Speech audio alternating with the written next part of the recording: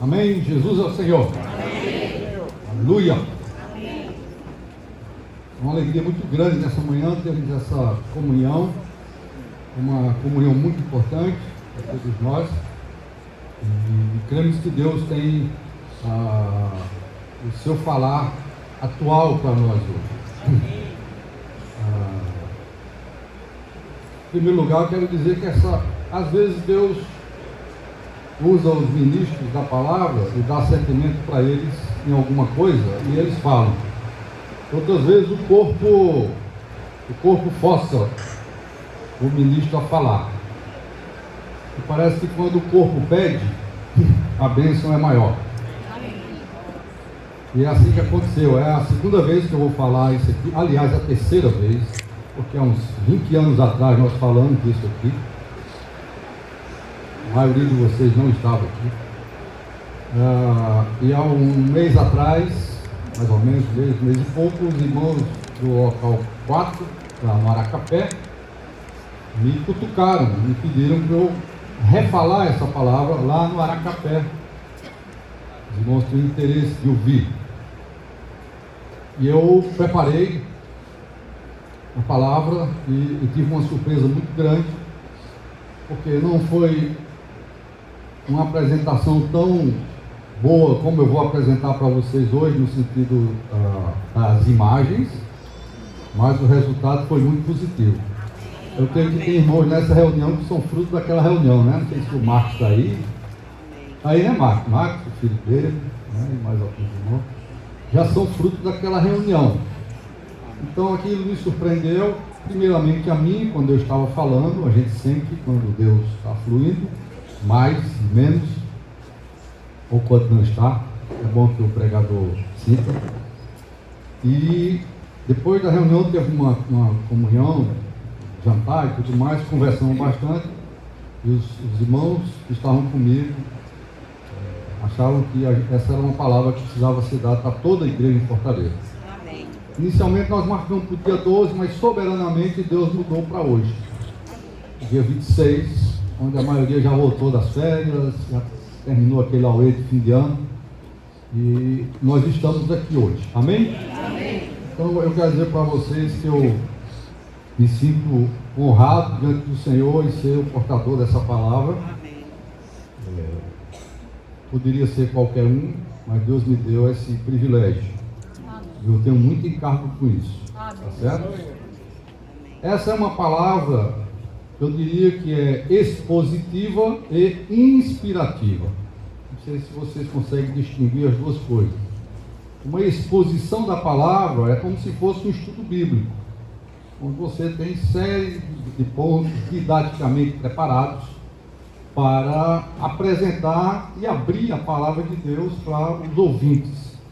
Isso chama-se de palavra expositiva, é uma explicação da palavra de Deus. Lembre que Neemias, Esdras, lá no tempo de Neemias, lá no livro, fala que o povo ficou muito alegre e regozijou muito porque foram explicadas, né, as palavras que eles tinham ouvido da lei. Então a palavra precisa ser explicada. Por outro lado, apesar de a gente vai apresentar isso dentro de um cenário atual da palavra profética, ultimamente o irmão Pedro Dong tem falado bastante sobre os trabalhadores da última hora. A parábola de Mateus, capítulo 20, que eu vou daqui a pouco ler com vocês.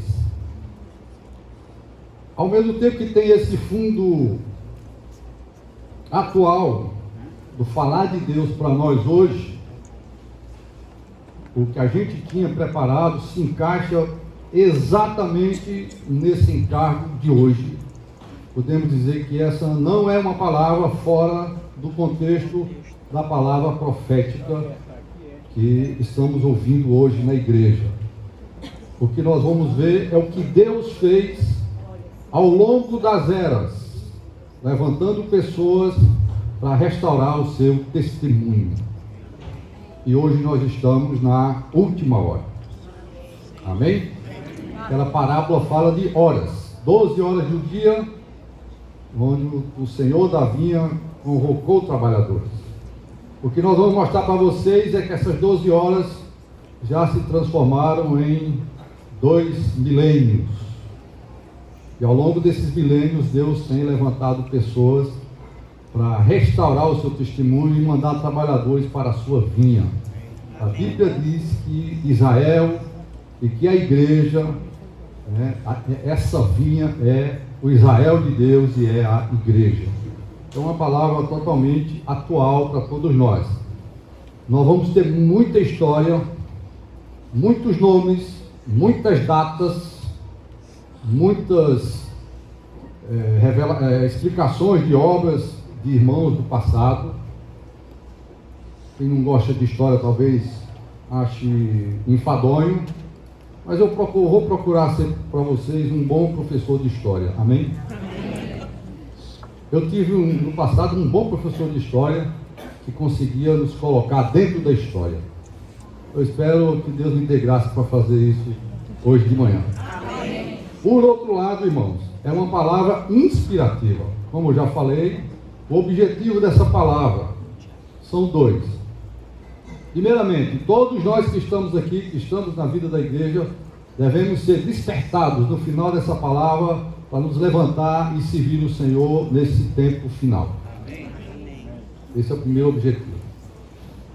Nosso encargo é que ninguém saia daqui sem perceber que o tempo está chegando, a hora é chegada, nós estamos na 10ª hora, na última hora da história dessa era, e nós fomos escolhidos para trabalhar pelo Senhor da vinha. Amém? Você tem esse coração? Você quer sair daqui hoje com essa visão e com esse encargo. Tá certo? Por outro lado, irmãos, existe um objetivo bem particular. Creio que hoje de manhã aqui, e aqueles que estão nos assistindo na internet, tem um bom número de irmãos nossos que não reúnem conosco, que não estão no nosso ministério. E o objetivo dessa palavra é nos posicionar dentro daquilo que está no coração de Deus. Amém. O que é que nós estamos fazendo aqui? A igreja é mais um grupo no meio do cristianismo? A igreja é mais uma entidade denominacional? O que nós estamos fazendo aqui? Eu creio que mesmo muitos que estão entre nós ainda não enxergaram isso. E o segundo objetivo dessa palavra é deixar você claro que nós estamos aqui hoje, nessa era, na 10ª hora, para dar um testemunho. Não estamos dando testemunho de nenhum nome, de nenhuma pessoa, de nenhum ministério pessoal, de nenhum ministério doutrinário.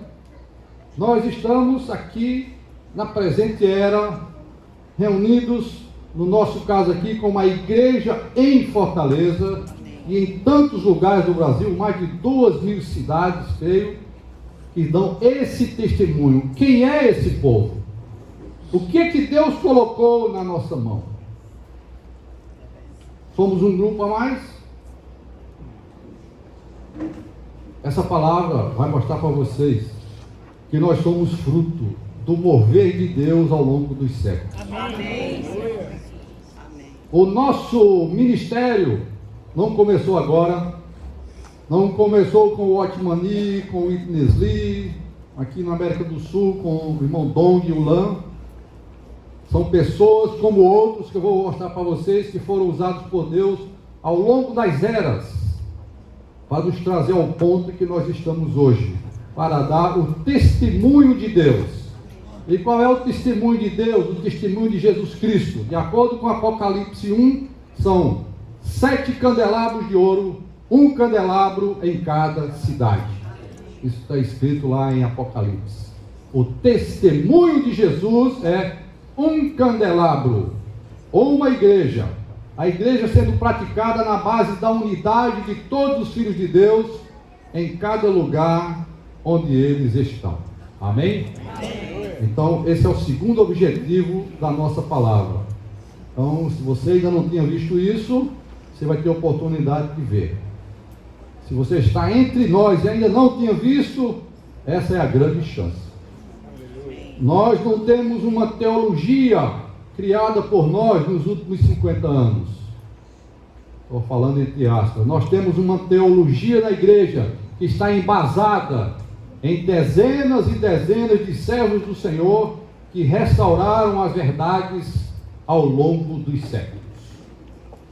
Irmãos, não é pouca coisa o que nós temos hoje em nossas mãos. Falta nos levantar e dar o testemunho de Deus. Vamos nos apoiar nesses santos do passado, os profetas que Deus levantou, dos mártires que foram entregues às fogueiras, foram mortos, para que hoje Deus tenha todas as verdades restauradas. Aqueles que já reúnem conosco há algum tempo, ao longo da minha palavra, vão descobrir que todas as coisas que nós praticamos hoje foram restauradas há séculos atrás. Nós somos apenas aqueles que agarraram a tocha, nós estamos com a tocha na mão e nós vamos seguir adiante. Amém? Amém? O título da palestra é A Restauração, uma breve história da restauração da igreja. Breve história, irmãos, porque a história é muito longa e tem muitos detalhes. O que nós vamos fazer hoje aqui, nós vamos dar um voo panorâmico sobre essa história. E por que restauração da igreja? Por que essa palavra restauração? Porque no século IV a igreja foi degradada. A igreja afundou durante a Idade Média. E nós vamos ver daqui a pouco que no século XVI Deus começou a levantar o testemunho da igreja através da reforma protestante lá na Alemanha e outros países da Europa. Então por isso que nós chamamos restauração, amém? E essa restauração vem de verdades que foram sendo levantadas ao longo dos séculos, até, irmãos, nós chegarmos no clímax da restauração do Senhor, com a restauração da última verdade. Qual é a última verdade? Cristo e a igreja. Amém. Você é por Cristo? Amém. Você é pela igreja? Amém. Esses dois são indivisíveis. O testemunho de Jesus tem que ser dado em cada cidade. Não estamos aqui para enfatizar dons espirituais, embora sejam doutrinas da Bíblia, milagres, cura divina e outras coisas mais, prosperidade, embora sejam coisas genuínas que estão na Bíblia, mas o nosso testemunho é principalmente, irmãos, que Deus e Cristo e a igreja são a mesma coisa, e a igreja tem que ser valorizada. A igreja não é um grupo aqui, um grupo acolá, cada um igual ao tempo dos juízes, fazendo as coisas do jeito que cada um pensa.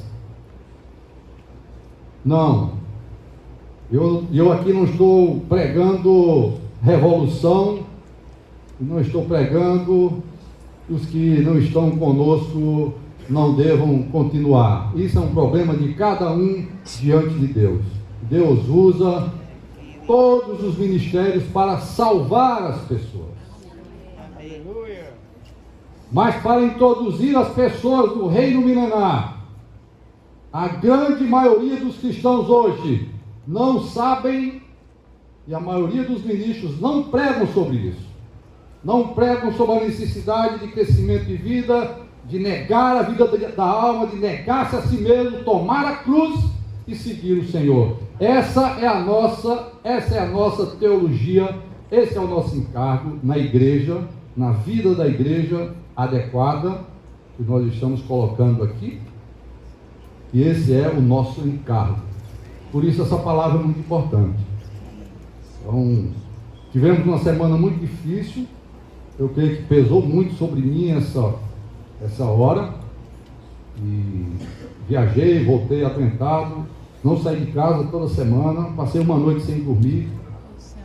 Eu creio que por causa de tudo isso tem duas razões. Primeiro, que Satanás não está satisfeito com essas verdades, porque as portas do inferno não prevalecerão contra a igreja edificada. Não é contra um monte de cristãos aglomerados. As portas do inferno não prevalecem contra uma igreja edificada. E a edificação de Deus, ela está centrada na base da unidade do povo de Deus. Essa deve ser a nossa pregação, esse deve ser o nosso encargo, e tudo que eu vou falar é para mostrar para vocês que nós não estamos inventando nada novo, nós estamos no fim de um processo que Deus começou lá pelo século XVI, que nós chamamos de restauração da igreja. Amém? Muito bem. Eu acho que essas são as palavras introdutórias, e a minha fala nessa manhã vai ser baseada em slides, porque história sem imagem fica muito difícil para vocês, tá certo? Por outro lado, eu vou disponibilizar depois nas redes sociais um arquivo em PDF de todos os slides que nós vamos apresentar aqui, tá certo? Alguns estão anotando, fiquem à vontade, alguns gostam mesmo de anotar, se satisfazem nisso, fiquem tranquilos. Mas os que não gostam, ou se você quiser esperar, nós vamos disponibilizar isso em PDF, tá bom? Louvado seja o Senhor. Não sei se todo mundo sabe o que é PDF, mas é um arquivo que todo mundo pode abrir na internet, tá certo? Se você não sabe, peça alguém do seu lado, alguém da sua família. Jovens de hoje, todo mundo sabe o que é isso. Seu filho sabe muito bem, muito mais do que você, né? Então, nós vamos começar. Eu vou ter que me posicionar um pouquinho mais para frente por causa dos slides. Senhor Jesus, espero que vou pegar aqui o microfone, gravador.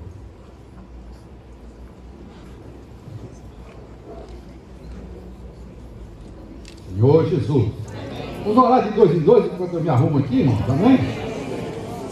Senhor Jesus, orem pela reunião.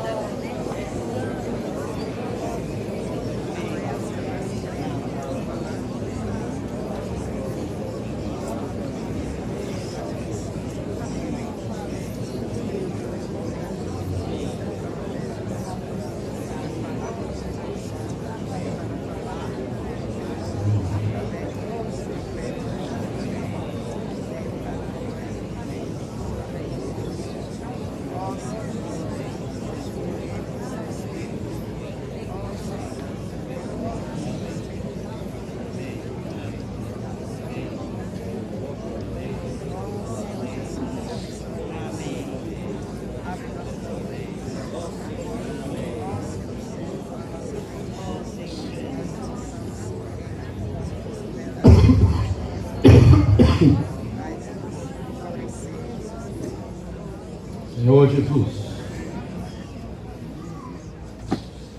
Muito bem.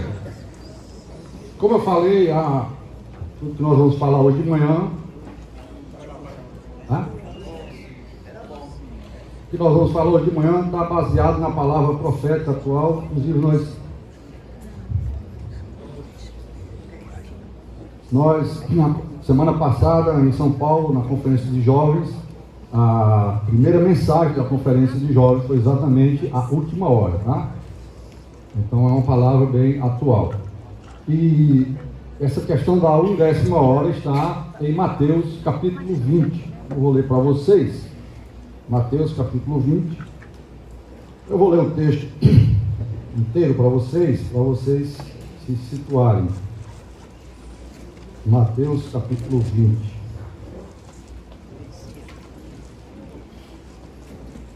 Parábola dos trabalhadores na vinha.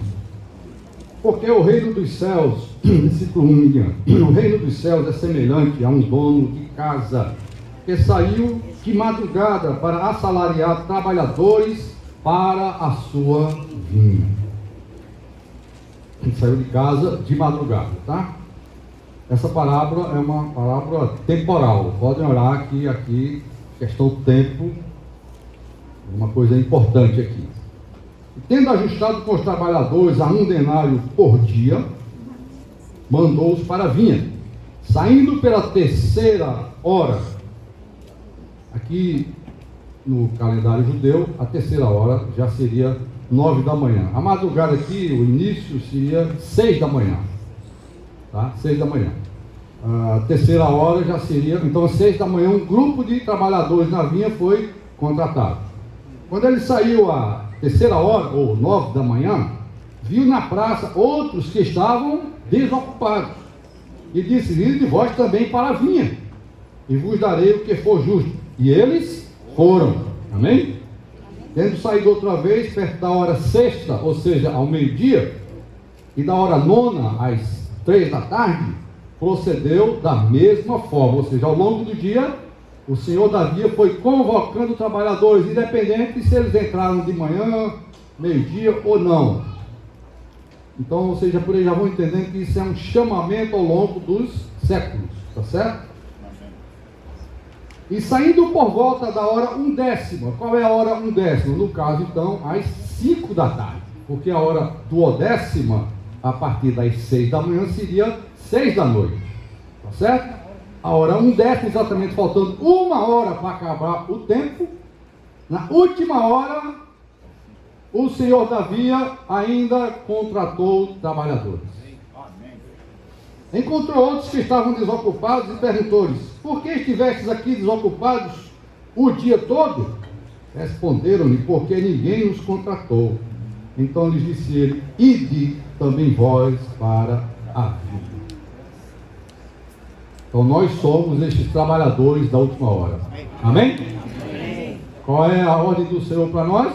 Ide também vós outros para a vinha. Aqui tem um problema depois da entrega do galardão, do salário e tudo mais. Eu não vou ler, não é o foco dessa reunião. Mas no final, você sabe que houve uma encrenca ali, né? Porque ele começou a pagar e pagou o mesmo salário para os que trabalharam 1 hora. Para os que trabalharam 9 horas, 6 horas, 3 horas e assim por diante. Os que trabalharam 12 horas, todos ganharam o mesmo salário e os últimos foram pagos primeiro. Então isso gerou uma grande confusão. Agora presta atenção, o versículo 16. Assim, os últimos serão. Amém? Você dá 1/10 hora? Deus está prometendo nos galardoar primeiro. Amém? Os últimos serão primeiros e os primeiros serão outros. Porque muitos são chamados, poucos. Muitos foram chamados ao longo das eras, mas poucos escolhidos para encerrar a era. E você está nesse poucos. Amém? Outra interpretação disso aqui é o seguinte: mesmo hoje, na era final, muitos cristãos foram chamados e foram salvos. Mas poucos escolhidos para dar o testemunho de Jesus. Amém? Daí a nossa explicação. Há milhares, milhões de cristãos hoje no mundo inteiro, são muitos chamados. Mas para dar o testemunho de Jesus, de unidade da igreja, a expressão do corpo de Cristo, poucos foram escolhidos.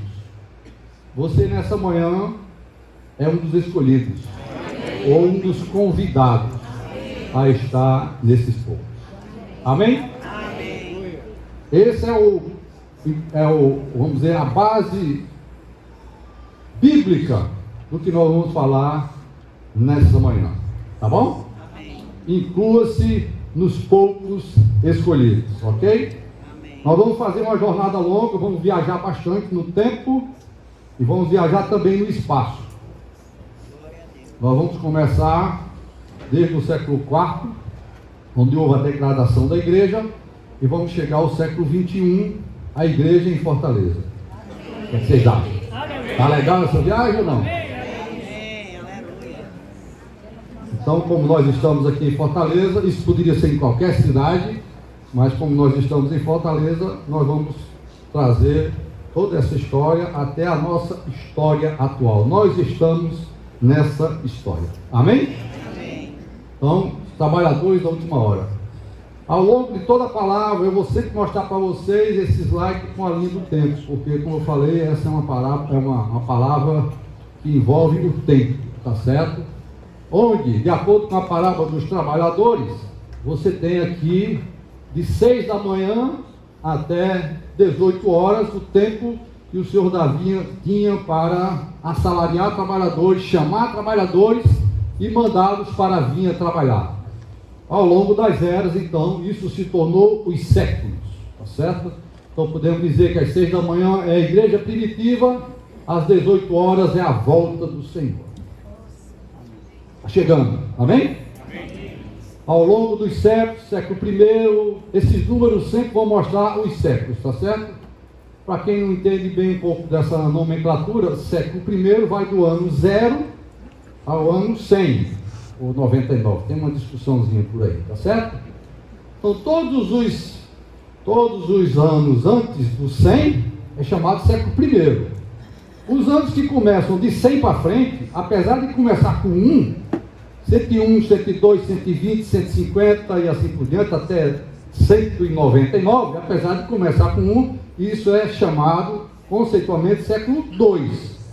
Por isso nós estamos nos anos 2000 e estamos no século 21, tá certo? Século passado, a maioria de nós estávamos lá, são os anos 1900 e alguma coisa, era chamado século 20, tá certo? Só para vocês entenderem a estrutura aqui dessa grade aqui, tá? Então Deus foi chamando trabalhadores ao longo dos séculos, tá certo? E hoje nós estamos aqui, nesse finzinho de tempo, esperando o Senhor da vinha voltar para pagar o nosso salário. Amém? Amém? Você quer receber o seu salário? Amém. E a promessa é que nós vamos receber primeiro do que os outros. Amém? Amém. Os últimos serão os primeiros. Louvado seja o Senhor. Vamos para frente. Voltando aqui, né? Voltando um pouco, mostrando que a 1/10 hora é exatamente às 17 horas, tá certo? 1/10 hora da parábola. Muito bem. O que houve então com a igreja? No século IV, aqui eu vou dar logo uma visão panorâmica do que aconteceu, e depois eu vou entrar em detalhes. No século IV, houve o que a gente chama de degradação da igreja. Daqui a pouco eu vou dizer para vocês quem é o responsável por essa façanha aí, tá? Houve uma degradação, a igreja afundou. E o mundo entrou num período chamado Idade das Trevas, porque a palavra de Deus foi escondida, foi tirada. O mundo entrou na Idade das Trevas, a Idade Média, isso reconhecidamente na história e ensinado nas escolas, 1000 anos onde não houve nenhuma novidade na Terra, nenhuma invenção, nada novo. Só no século XVI, exatamente na época da Reforma, aconteceu o que nós chamamos de renascimento científico. Todos nós temos isso na escola. Por quê? Porque através de Lutero a palavra de Deus foi retirada da catacumba, do sepulcro, e foi revelada de novo à humanidade. E aí quando a palavra chega, a luz chega. E todos sabem que a partir daí muitas coisas novas aconteceram. Invenção da imprensa, e o primeiro livro impresso foi a Bíblia. Amém? Aí vem a pólvora, vem os descobrimentos, o descobrimento da América, o descobrimento do Brasil. Muita coisa aconteceu a partir do século XVI, tá certo? Que é exatamente a reforma chamada na história de reforma protestante, tá certo? Os séculos se passaram, essa reforma, na verdade, ela é o início de um processo de restauração. A restauração plena que nós desfrutamos hoje é o clímax de um processo. Por isso que eu coloquei essa seta aqui. E eu vou mostrar ao longo da palavra que Deus levantou século após séculos pessoas, grupos, revelações divinas para restaurar todas as verdades. Porque a reforma apenas deu o pontapé inicial, a justificação pela fé. Porque ali, naquela época, a Igreja Católica tinha dominado o mundo e dominado os reis, virou um centro político misturado com religião e exigia então pagamento, né, as indulgências exatamente naquela época do Lutero, para você tirar o seu parente do purgatório. Então jogava a moedinha, quando ela batesse lá no fundo do cofre, no tilintar lá da moeda, o seu parente saía lá de uma coisa chamada purgatório, também inventada, porque não está isso na Bíblia. E aí foi onde Deus começou a despertar os homens fiéis e honestos como Lutero, para ler a Bíblia, que até então estava escondida. Só o clero tinha acesso. Como Lutero era um monge, ele teve acesso à palavra de Deus, e ele começou a ver a verdade que está na palavra, e se baseou principalmente na questão da justificação pela fé. Mas já estou entrando em detalhes, né? Aqui é o nosso panorama. Ao longo do século XVI ao século XIX, ou antes do século XIX, final do século XVIII, houve restauração de verdades através de movimentos, de pessoas e de grupos cristãos, que eu vou mostrar para vocês. No século XIX, houve uma coisa muito importante, porque a própria reforma degradou também. A própria reforma esfriou e ficou fria demais. Então houve a necessidade de um reavivamento no século XIX. E quando nós chegamos no século XX, nós temos o nosso clímax, a restauração da vida adequada da igreja. Essa vida que nós desfrutamos aqui, que nós chamamos de vida da igreja. Amém. Tá bom isso aí? Vamos para os detalhes?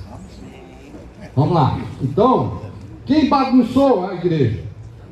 A bagunça da igreja começou com esse cara, que era um imperador, chamado Constantino. Ele disse, essa história isso está na história, nós não sabemos a verdade. Diz ele que se converteu ao cristianismo. Até então vocês sabem que, desde o século I até esse ano de 323, século IV, os cristãos eram tremendamente perseguidos.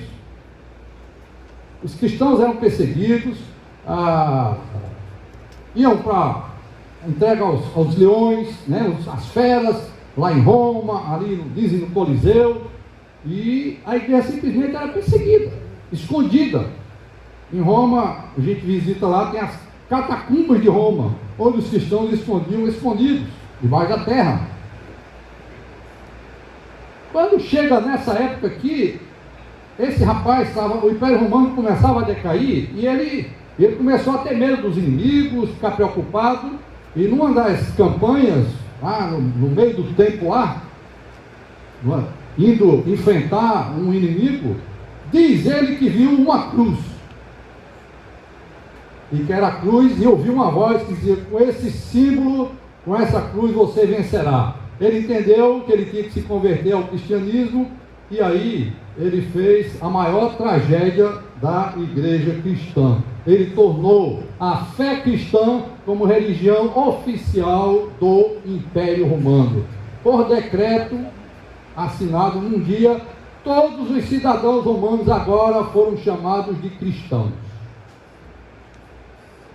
Se você era cristão ou não, todo mundo agora era cristão. E a igreja passa de ser uma igreja sofredora, perseguida, maltratada, martirizada, para ser agora a dona do poder estatal. Irmãos, essa foi a estratégia de Satanás para barrar o mover de Deus na terra. Mas Deus é Deus. Não é, Joel? Exaltado. Ele é o Senhor. Amém. Satanás pode fazer o que quiser, pelo tempo que quiser, mas Deus vai executar o seu plano nessa terra. Amém. Jesus Cristo um dia vai reinar. Amém. Todos o verão, todo joelho se dobrará e toda língua confessará que Jesus Cristo é o Senhor. Não chegamos lá, mas vamos chegar. Amém? Amém. Então, essa foi uma estratégia satânica para destruir a vida da igreja. Então, Constantino, com a mãe dele, e todo mundo agora virou bonzinho, gente fina. Alisaram os cristãos. Você não precisava mais, se você fosse cristão, não precisava mais ir para a guerra. E assim por diante. Não precisava se alistar no serviço militar, enfim, misturou tudo, tá? E essa mistura é igual aquele cálice que está lá em Apocalipse. Um cálice que é uma coisa preciosa para conter coisas preciosas, agora começou a ser misturado com toda sorte de imundícia. Leiam Apocalipse sobre isso aí, tá certo? Não é da nossa encargo hoje à noite, hoje de manhã. Bom, isso foi no século IV. E como falei para vocês, por 1000 anos a igreja ficou simplesmente em degradação. E daí surgiram os papas no século IV. Foi o bispo de Roma, que antes era o cara perseguido, agora o governador, o imperador, ele botou o bispo de Roma lá em cima, e quem sabe botou outro bispo da turma dele, e esse bispo virou o que está até hoje no sistema papal. Virou o Papa da Igreja Católica Apostólica Romana. Me perdoem os católicos se algum está aqui, ou me ouvindo na internet. A gente não pode falar dessa história sem tocar nesse assunto. Seria uma infidelidade da nossa parte. Prefiro obedecer a Deus. Contudo, não estou aqui contra os santos e os irmãos que vivem na Igreja Católica. Há cristãos dos muitos chamados dentro da chamada Igreja Católica. Pode não estar no grupo dos escolhidos, mas estão no grupo dos... Nós cremos nisso, mas jamais aceitaremos o sistema que foi originado lá pelo próprio Império Romano, como uma estratégia do inimigo de Deus para barrar a igreja. E a igreja ficou 1000 anos em trevas. O mundo ficou em trevas. Nós falamos que a reforma veio no século XVI. 100 anos antes, por volta de 1415, Deus levantou um homem chamado John Huss. Se eu não me engano, na Boêmia, ou Tchecoslováquia de hoje. E esse homem, ele viu que estava tudo errado, e que a igreja precisava voltar às suas origens. Ele começou a falar isso, e começaram a persegui-lo, ameaçaram de morte. Ele falou: tudo bem, se quiserem me matar, me matem. Essa palavra Huss, na língua original, é ganso. Certo? É ganso. Presta atenção. Aí Deus aproveitou para fazer uma profecia. Ele foi levado para a fogueira, e quando ele estava sendo levado para a fogueira, ele falou as seguintes palavras: podem matar o ganso, mas daqui a 100 anos Deus suscitará um cisne que não poderão queimar. Amém? Amém. Louvado seja o Senhor. Essa foi uma profecia e aconteceu exatamente por volta de 1517, em torno de 100 anos depois. Vou mostrar para vocês, o Lutero apregoou as suas 95 teses na porta da igreja de Wittenberg, na Alemanha. O imperador, as autoridades, o Papa correram atrás de Lutero, foram para lá, foram para cá, mas Lutero morreu tranquilo, ninguém matou o cisne. E a reforma protestante foi uma grande luz para a humanidade. Tudo que nós temos hoje, irmão, a tecnologia que nós temos hoje, a cultura ocidental que nós temos hoje, a vanguarda da Inglaterra, que no início era um país muito cristão, que enviou missionários para os Estados Unidos, a vanguarda americana, ao longo desses anos todos, com tecnologia, com militarismo, está baseado numa coisa, irmãos: na Bíblia. Vem da reforma. A reforma foi o renascimento, vamos dizer assim, da vida da igreja. Amém? Então esse foi o John Huss. Então, logo depois, então, no século XVI, veio o que nós chamamos de reforma protestante. Tá certo? Por volta de 1517, Deus levantou então Martinho Lutero. Não vou falar muita coisa, todo mundo já ouviu falar sobre Martinho Lutero. E levantou a primeira verdade que precisava ser restaurada: ninguém é justificado por obras. Não adianta indulgência, não adianta pagar promessa, acender vela, fazer missa, não adianta nada disso. A justificação de uma pessoa é pela fé. Amém. Isso está em Romanos, né? Romanos 1,17. Foi esse o versículo que o Lutero se apoiou. O justo viverá pela fé. Essa verdade, que era fundamental, básica, era a primeira verdade que precisava ser restaurada. A justificação pela fé. E hoje, você está em cima dessa verdade ou não? Todos nós pregamos, todos nós experienciamos o que? A justificação pela fé. Está claro isso aí? Vocês estão entendendo que a partir daqui, agora, tudo que eu vou falar são verdades que foram restauradas e que estão na maioria das igrejas. Mas permita-me dizer uma coisa: nós aqui hoje temos todas, incluindo a última, a restauração da vida adequada da igreja. Uma cidade, uma igreja. Mas tudo começa então com a justificação pela fé através do Lutero. Então Lutero, no dia 31 de outubro, é por isso que mesmo aqui no Brasil, acho que no mundo inteiro, no dia 31 de outubro é comemorado o dia da Reforma. Isso em 2017, na Europa, né? Eu até estava morando lá nessa época, havia muito movimento entre os cristãos. Aqui no Brasil também houve a comemoração dos 500 anos da Reforma, tá certo? Porque foi nesse dia que o jovem monge Lutero pregou na porta da igreja do castelo de Wittenberg, que é essa cidade chamada Wittenberg, na Alemanha, as suas 95 teses. O que é isso, 95 teses? É simples. São 95 itens. Tá certo? 95 itens. Tipo assim. Número 1, o justo viverá pela fé. Número 2, esse aqui. Número 3, tudo que ele viu.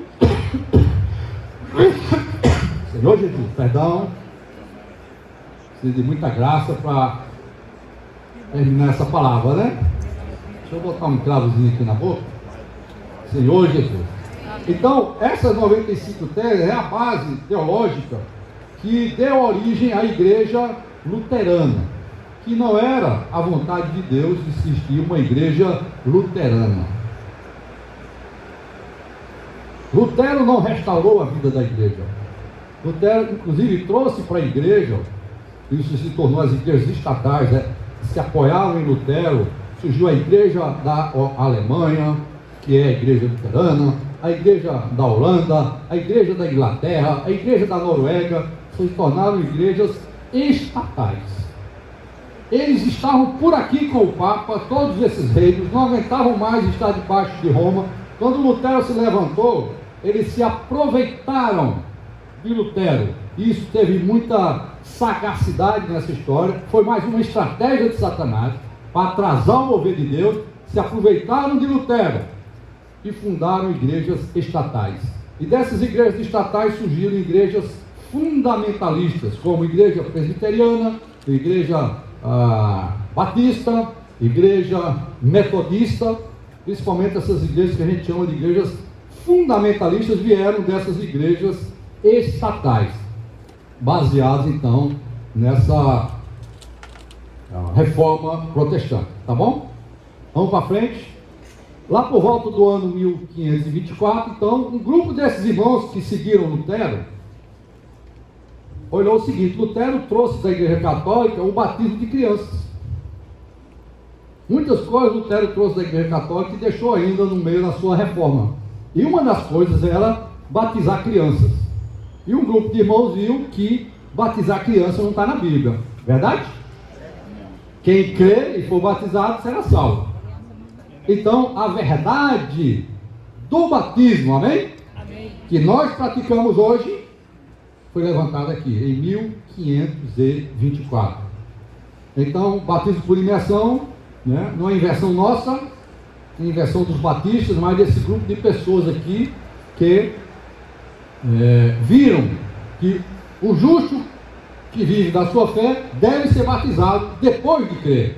Então muitas pessoas foram batizadas e depois disso aqui eles foram chamados de anabatistas, e aí daí surgiu futuramente a chamada Igreja Batista. Certo ou errado a Igreja Batista? Certo pela doutrina, errado, não precisava criar uma igreja só porque descobriu que o batismo era por imersão. Amém? Lutero não queria fazer uma reforma, Lutero não queria inventar uma igreja, Lutero queria restaurar a igreja católica. Essa era a ideia dele. Só que, claro, ele não conseguiu e foi excomungado. Só que seus seguidores começaram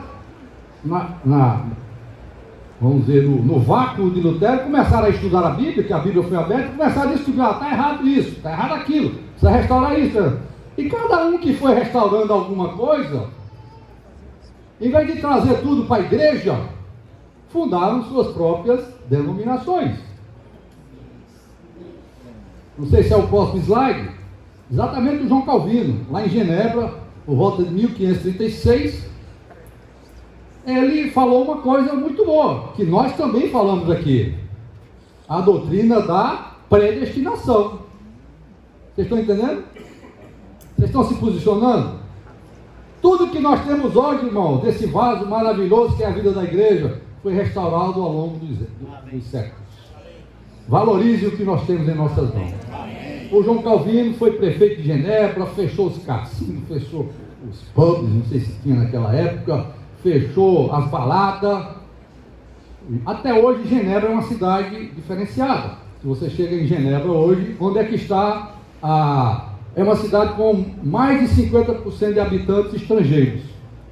É a cidade onde tem a sede da ONU na Europa, é Genebra. Por quê? Porque ali é onde se considera um terreno neutro e um terreno onde as coisas acontecem. Lá está então a Catedral de São Pietro, onde o Calvino pregava as suas mensagens, né? Tivemos a oportunidade de conhecer. E os litígios das guerras, vocês acompanham a mídia, né? Maioria das reuniões, sentar na mesa para descobrir se continua, se não continua na guerra, é lá em Genebra, tá certo? Mostrando que ainda hoje é uma cidade que Deus conservou com uma certa atmosfera de paz, vamos dizer assim, e de lugar para se conversar e para se discutir os conflitos internacionais. Esse Calvino, então, ele enfatizou a questão da predestinação que está na Bíblia, Efésios 1, né? Nós fomos predestinados antes da fundação do mundo, acabando de uma vez por todas com a história do purgatório, que a Igreja Católica pregava, mostrando que Deus realmente nos escolheu, né? Antes da fundação do mundo. Amém? Você crê nisso ou não? E graças a Deus pelo João Calvino, tá certo? Que viu isso, e foi a partir daí, olha só o problema. Por um lado, muito bom que a verdade foi restaurada, mas surgiram as pessoas que viram: isso é bom, isso é legal, isso é verdade, e criaram a igreja presbiteriana, da qual eu fui membro, fui batizado com um xirigadozinho de água, né? Porque lá eles batizam crianças, então eles ainda estão também, ainda batizam crianças. E depois que eu entrei para a vida da igreja, eu pedi o batismo, né? Então, eu e a Jussara, no mesmo dia, fomos batizados nas águas. Amém? Porque quando eu cheguei na igreja, eu encontrei as verdades restauradas. Verdade do batismo, tá certo? Mas tem uma coisa boa, que até nós praticamos hoje, além da visão da predestinação, o nosso sistema de governo da igreja, tá certo? Mesmo entre nós aqui, é um sistema de presbitério. Quem administra a igreja é um grupo de presbíteros. E isso foi o que os presbiterianos descobriram também. Os presbiterianos descobriram, só que eles não tinham razão nenhuma para com isso criar uma igreja chamada Igreja Presbiteriana, porque batismo, predestinação, sistema de governo, tudo isso é da igreja como um todo, não é de um grupo de pessoas. Amém? Então vejam que apesar das verdades serem descobertas e reveladas, isso se tornou uma casca de banana. E os cristãos foram escorregando, escorregando, escorregando. Mas alguma coisa foi ficando restaurada, tá? No século XVII, nós encontramos uma série de irmãos que foram levantados, que eles não estavam ligados a nenhum desses grupos. Inclusive, boa parte dentro da igreja católica, fiéis, homens de Deus e mulheres de Deus, dentro da própria igreja católica. Um deles era o Philip Jacob Spener. Ele viu que a reforma e as igrejas que foram sendo levantadas estavam cheias de formalismo, cheias de frieza, e ele falou o seguinte, de acordo com 1 Coríntios 14, todos podem profetizar, o que é que vocês devem fazer, como devem reunir? Lá Paulo fala isso, todos podereis profetizar um após outro, mais uma verdade restaurada. Praticamos isso aqui ou não? Amém? Vocês não estão alegres? Estamos no lugar certo, irmão. Não inventamos essas coisas, foi Deus que restaurou, amém? Então esse irmão, ele juntou um grupo de pessoas e começaram a reunir sem formalismo nenhum, simplesmente guiados pelo Espírito. E ele ficava na reunião, às vezes ele falava, e ficava ali orando e tal, e incentivando os irmãos a orarem, e a falar pelo Senhor, falar as palavras da Bíblia. E assim, tinha um grupo, praticando essa verdade, amém? Miguel de Molinos, nasceu em 1640, morreu em 97, ele também era desse grupo dos místicos, tá certo? E ele escreveu até um livro chamado Guia Espiritual, onde ele ensinava o caminho de quê? Já ouviram falar nisso, não? Aqui? Tem certeza que vocês ouviram falar nisso? Pois é, isso já está no livro do Miguel de Molinos, desde 1600, lá vai pedrada aí, tá certo? No século 17, o Miguel de Molinos ensinava o caminho de negar a si mesmo e morrer, tomar a cruz com o Senhor. Não diga que a gente fala demais sobre isso, né, Ronaldo? Vocês só falam em negar a vida da alma. Irmão, isso aqui já foi levantado lá no século 17. Já estava na Bíblia. Entendo que a partir do século 16, a Bíblia começou a ser revelada. Ano após ano, século após século, verdade após verdade foi sendo levantado. Amém? Louvado seja o Senhor. Uma irmã muito importante, muito espiritual, que nunca saiu da igreja católica. Chamava-se Madame Guyon. Ela, dizem, era uma mulher bonita, tá certo? E depois que ela começou a desfrutar o Senhor interiormente, na verdade vocês viram ali que está escrito, restaurando experiências da vida interior. Nas nossas palavras atuais, desfrutar Cristo, exercitar o Espírito, ter comunhão com Deus, invocar o nome do Senhor. Amém? A Madame Guyon, ela escreveu alguma coisa, muitos livros, existem alguns até no mercado aqui. Eu já li alguma coisa, isso que eu estou escrevendo, que eu estou passando aqui foi coisa que eu li no livro dela. Nesse método curto e fácil de oração, você sabe como entrar na presença de Deus através, ela chama de orar a palavra. Amém? Você já ouviu falar nisso aqui, não? É, Otávio? Foi eu que inventei? Foi o Joel que inventou esse negócio? Foi o Rondong? Eu li, irmãos, lá no livro da Madame Guyon, ela dizia o seguinte, vou dizer, olha só o que ela falava, vocês vão ficar assustados. Você, para entrar na comunhão com o Pai, com o amado, você deve tomar a palavra dele como sua oração. Então você pega um trecho pequeno, não pegue trechos longos, pegue um trecho pequeno e comece a orar as palavras e as frases daquele texto. E quando você começar a fazer isso, a própria palavra de Deus, que é vida, que é sopro, vai te introduzir na presença de Deus. E quando ela te introduzir na presença de Deus, tu pode abandonar a própria palavra, porque tu agora está diante do Deus da palavra. Bom? Isso aí. Se você está diante de Deus, deixa um pouquinho a palavra de lado. Você pode chegar nesse estado. Claro, irmãos, muitos de nós não conseguimos isso e precisamos muito continuar, né? Só escuta Deus através da Bíblia. Está errado mais do que é certo, mas Deus fala no nosso espírito. Amém. A unção nos ensina todas as coisas. Está escrito lá em 1 de João.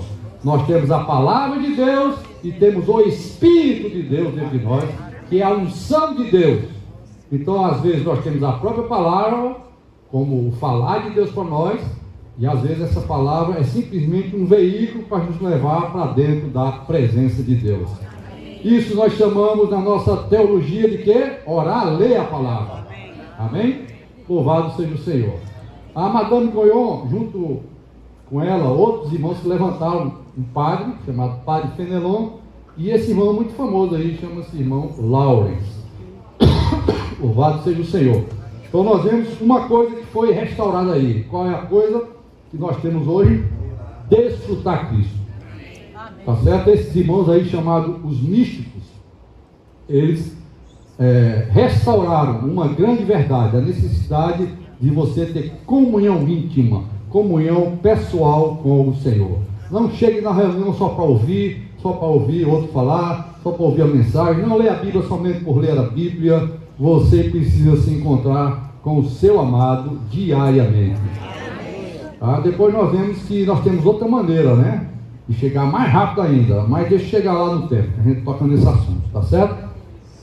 Muito bem, um irmão chamado Gottfried Arnold, lá ainda no século 17, 1696, ele escreveu um livro, onde ele propôs aos cristãos voltarem à base bíblica do Novo Testamento.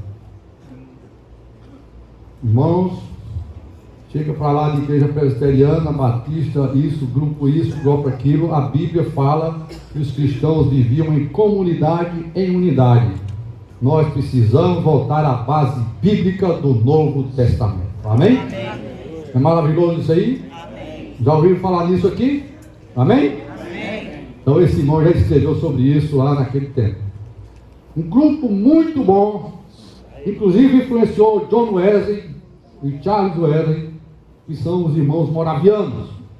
Morávia é a Boêmia, também, antiga Tchecoslováquia. Um irmão chamado Conde Zinzendorf, e ele também tinha um assistente chamado Christian D. O que esse irmão fez? Ele, relendo todas essas coisas que já haviam acontecido, e até o próprio conceito do anterior aí, que a igreja precisava voltar à base do Novo Testamento, havia muitas perseguições na Europa. Ele ganhou uma fazenda enorme, uma propriedade enorme, tamanho de um estado, como os nossos aqui, tipo o Ceará. Ele era rico. Quando ele foi influenciado por essa questão de que a igreja precisava voltar à base da unidade, viver em comunidade, e tinha cristãos sendo maltratados e perseguidos em vários países da Europa, que ele fez, chamou, quem quiser, vem morar comigo aqui. E muitos irmãos, né, foram para a Morávia, e lá eles começaram uma comunidade chamada Irmãos Morávios, Irmãos da Morávia ou Irmãos Moravianos. Irmãos, era demais, a comunidade deles voltaram à igreja em Jerusalém naquela época, ninguém tinha nada propriamente seu, tudo viviam em comunidade, em comum, tá certo? Então o encargo deles era esse, viver em comunidade. E foi esse grupo que primeiramente enviou missionários para outros continentes. O primeiro corpo de missionários enviado para outros continentes foram através dos irmãos moravianos. E eles exerceram uma influência muito grande a John Wesley, Charles Wesley, que são os fundadores não são fundadores, na verdade, eles restauraram verdades da Bíblia, mas os seus seguidores fundaram a igreja metodista, o mesmo problema que eu venho falando aí de sempre. Restaura-se uma verdade e as pessoas, os seguidores, pegam aquela verdade e formam o seu próprio grupo, tá certo? Esse foi o problema deles. Então são exatamente esses aqui, John Wesley e Charles Wesley, lá por volta de 1738, houve um grande avivamento na Inglaterra. E eles, por isso que aqui eu coloquei, eles são precursores do movimento metodista. Eles não inventaram a igreja metodista. Eles chegaram à conclusão do seguinte, que a igreja é guiada pelo Espírito, mas a igreja precisa de um certo método, uma certa ordem na reunião. Concorda ou não? Temos isso aqui ou não? Amém? Temos o Espírito, temos o liberado do Espírito, mas isso aqui não é bagunça. Até as pessoas pensam que é. Como é que uma igreja que não tem pastor funciona? Funciona. Funciona porque nós estamos em cima de todas as verdades que foram restauradas nos séculos passados e que são para a igreja. Não é para um determinado grupo de pessoas. Até mesmo a maneira metódica de fazer as coisas é para a igreja de Deus. Amém? Mas as pessoas inventaram lá a chamada igreja metodista, tá certo? Bom, esse irmão aqui, ele se empenhou tanto, ele era portador da palavra, e o Charles Wesley era o irmão dele. O Charles Wesley era mais ligado à música, não sei se o Joel lembra, tem muitos hinos do nosso inário, né, que são do Charles Wesley. Estima-se que o John Wesley pregou 40.000 sermões. Desde a hora que Deus o levantou para um avivamento ali na Inglaterra, ele era incansável nas minas, nas ruas, nas praças, nas indústrias, em meio à revolução industrial, a coisa efervescendo ali. A Inglaterra era a locomotiva do mundo naquela época, na área industrial, e aí ele amava os pecadores, amava as pessoas, ele pregava várias vezes por dia, em vários lugares. Então estima-se esse número aí, e ele gerou aí, ele gerou em torno de 1.300 pregadores. Aperfeiçoou, irmãos, amém? Estamos certos em aperfeiçoar ou não? Isso já foi começado pelo John Wesley, tá certo? Cerca de 300 pregadores se tornaram missionários, propriamente dito, no exterior, e mais ou menos uns 1.000 cooperavam com ele em várias cidades ali na Inglaterra, ok? Primeiro você abre. Pois é. Ainda nesse século XVII, do XVIII, aliás, houve os chamados movimentos ultramarinos. Isso aqui foi muito importante porque a partir daí o evangelho chegou na Índia, o evangelho chegou na China e até nos Estados Unidos. Muitos missionários foram enviados. E naquela época, irmãos, o centro da obra de Deus era a Europa. Quando você anda na Europa hoje, na Inglaterra, na Irlanda onde nós moramos, e outros países da Europa, você vê a frieza e o materialismo de hoje. É difícil acreditar que daquele continente foi que surgiram as missões ultramarinas, os missionários que vieram para o nosso meio aqui, que foram para a China, que posteriormente encontraram o Otmani, o Witness Lee, o irmão Dong, saiu desse movimento de irmãos aqui. Vocês estão vendo o braço de Deus? Deus trabalhando. Então foi criada essa sociedade missionária de Londres, Sociedade Igreja Missionária e Sociedade Missionária Metodista. Principalmente esses grupos aí começaram a enviar missionários para o exterior. Eu estava lá na Irlanda, né? Eu estava na Irlanda, morando lá, e a gente tem um advogado que cuida das nossas coisas lá. Nós estamos abrindo uma ONG lá, faz tempo que tenta abrir, tá difícil. Orem por isso, tá certo? E quando nós fomos mostrar para o advogado o irlandês, o nosso projeto, a nossa visão de igreja e tudo tal, ele falou: muito bom, vou abraçar isso aqui com todo prazer, sou um com vocês, porque a coisa inverteu aqui. Nós já fomos exportadores de missionários no passado, no século XVIII, mas hoje a Irlanda precisa ser novamente evangelizada. Porque simplesmente a coisa voltou. Mas vejam que como Deus usou esses irmãos do passado para trazerem para nós. É por isso que agora nós temos encargo de voltar para lá, tá certo? Amém.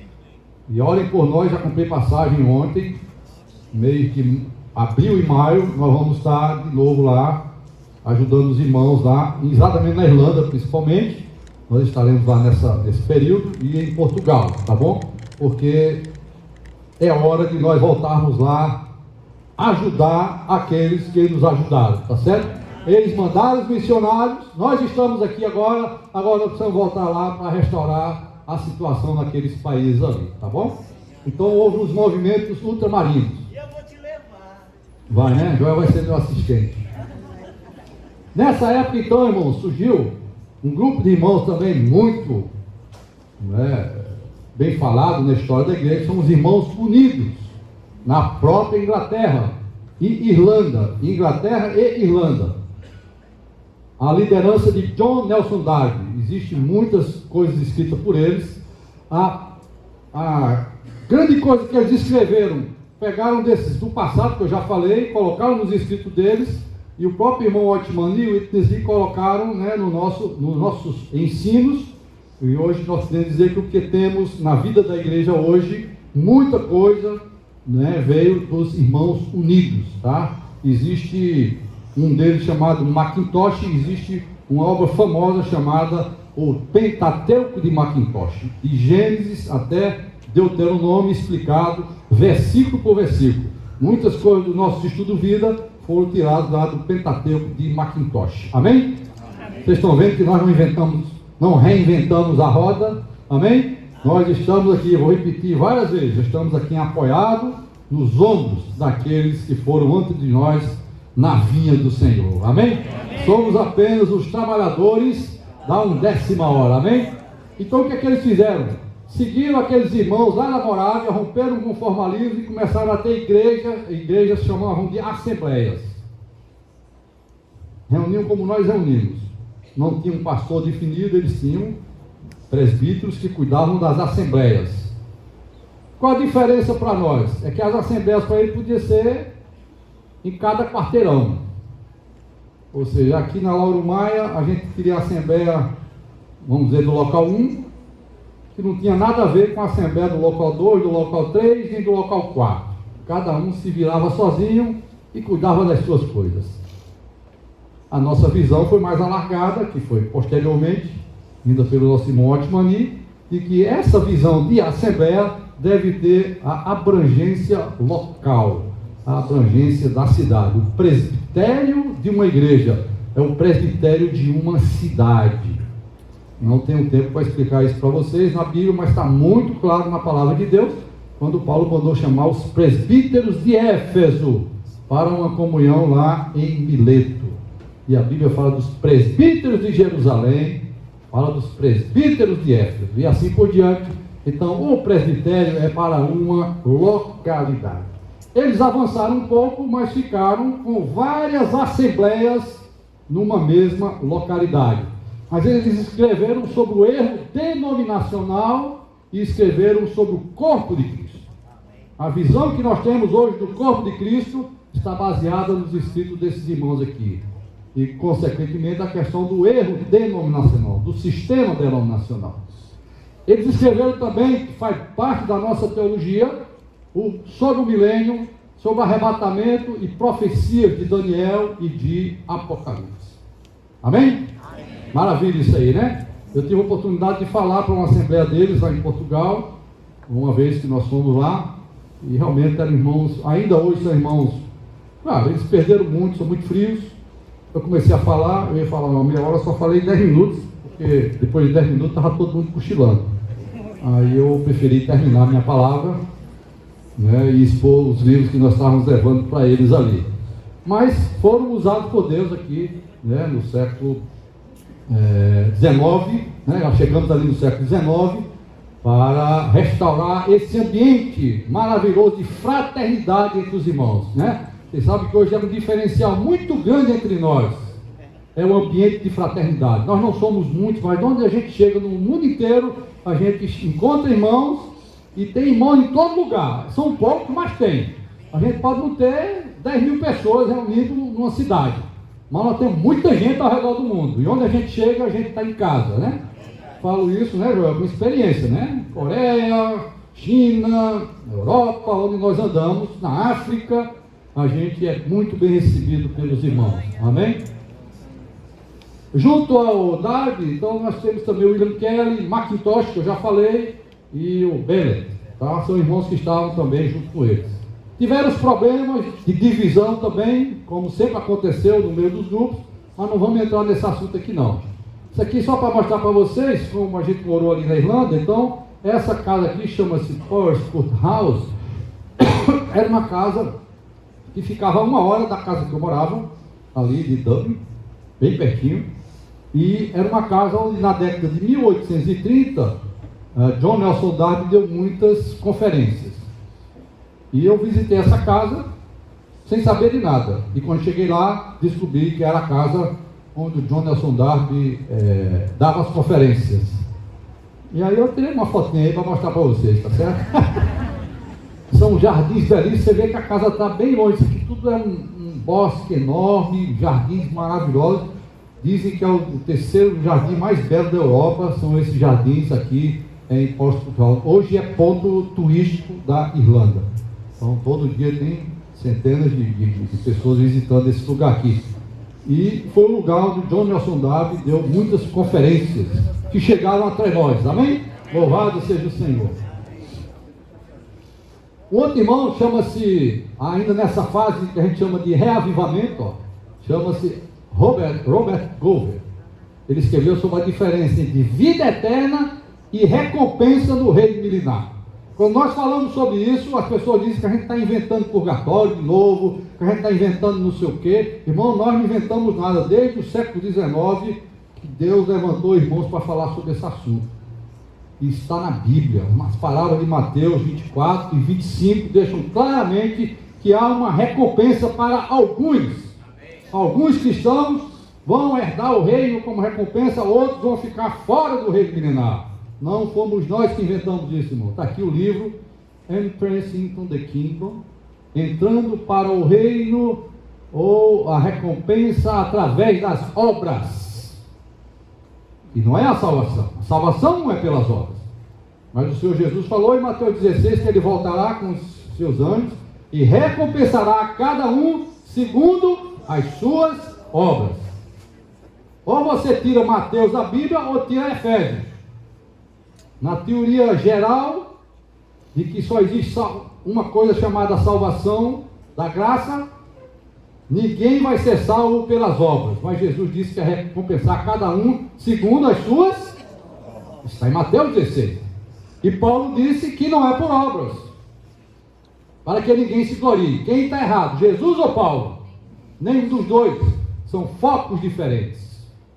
Não vem de obras a salvação eterna. A graça de Deus chegou até nós, nós somos salvos eternamente, jamais perderemos a nossa salvação. Agora o reino milenar vem por aí, já é a última hora, meus irmãos, nós precisamos ter cuidado no tribunal de Cristo. Os crentes serão recompensados segundo as suas obras. Isso já estava escrito desde o século XIX. Nós temos também Charles Stanley, George Cut escreveu sobre segurança e certeza da salvação. Amém. Outra coisa que se havia perdido, também com a invenção lá do purgatório e tudo mais. E ficava, somos salvos, é eterna a salvação, tenho segurança, não tenho, estou salvo hoje, amanhã não estou.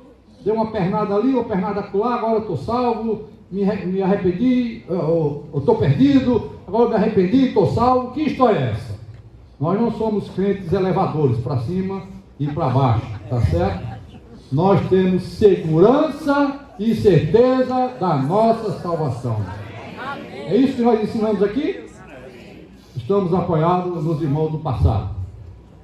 Mas irmãos que escreveram, J.H. Pember, o estudo vida de Gênesis que nós temos, fala que Deus restaurou todas as coisas nos 7 dias da criação.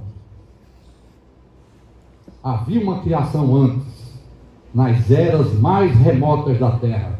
Quem escreveu sobre isso foi exatamente o J.H. Pember. Escreveu sobre as eras mais primitivas da terra. Então todo isso que nós temos de estudo vida está baseado nessa revelação desse irmão aí. Hudson Taylor escreveu União e Comunhão. Fala de experiências profundas com Cristo. segundo também aquela linha dos místicos lá do século XVII.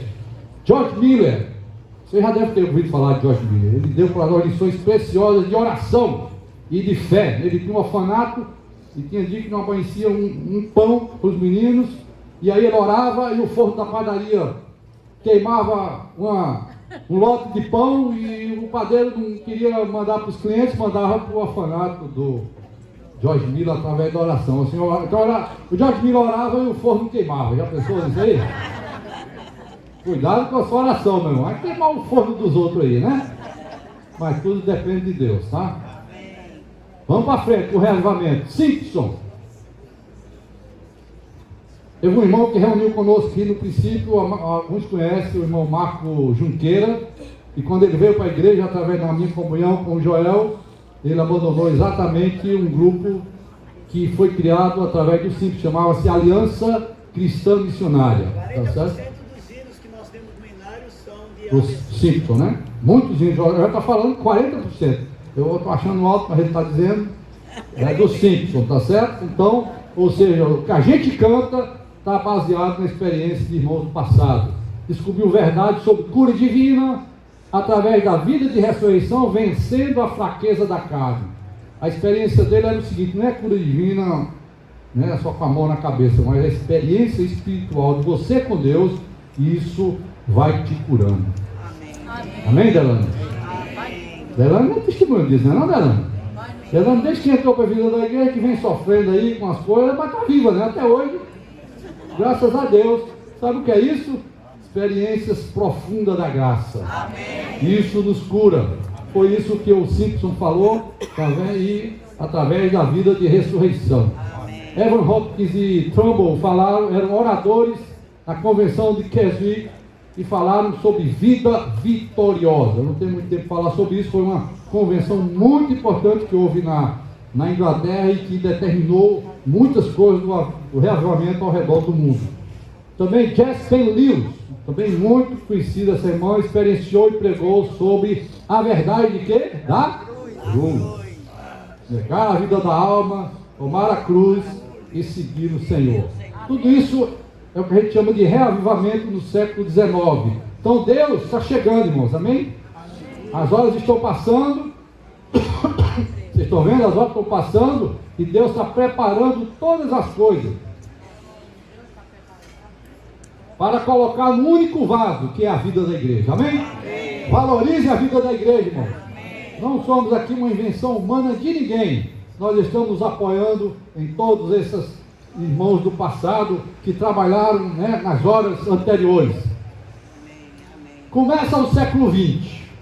Aí surgiram logo no início do século XX, logo no ano de 1900, alguns eventos que marcaram a história dos cristãos no mundo. E um dos eventos terríveis é chamado de rebelião dos Boxers. Os chineses se rebelaram lá, não apenas contra os cristãos, eles se rebelaram contra a cultura ocidental. Falaram, não queremos nenhuma cultura ocidental aqui. E um grupo de chineses, por que boxers? Porque eles não estavam boxe. E eles falaram, nós vamos dar um soco nos americanos, vamos dar soco nos europeus, não queremos cultura ocidental aqui. Tudo que era cultura ocidental foi rejeitado, e rejeitado não foi só na língua não, tá? Como nós experienciamos hoje no Brasil, né, nós somos... recebemos oposição de imprensa, né, de pessoas. Aqui foi na espada mesmo.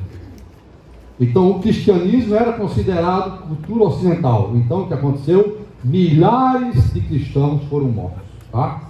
Então, se vocês quiserem saber mais detalhes, pode procurar na internet sobre a rebelião dos Boxers.